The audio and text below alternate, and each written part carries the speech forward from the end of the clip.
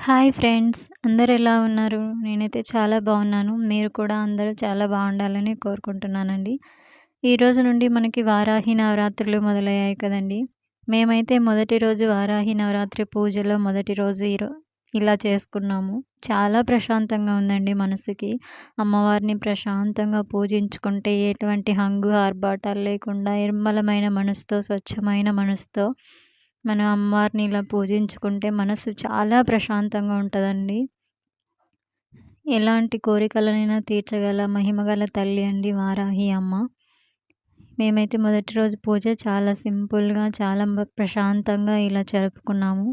మీ అందరికీ వారాహి నవరాత్రి మొదటి రోజు శుభాకాంక్షలండి.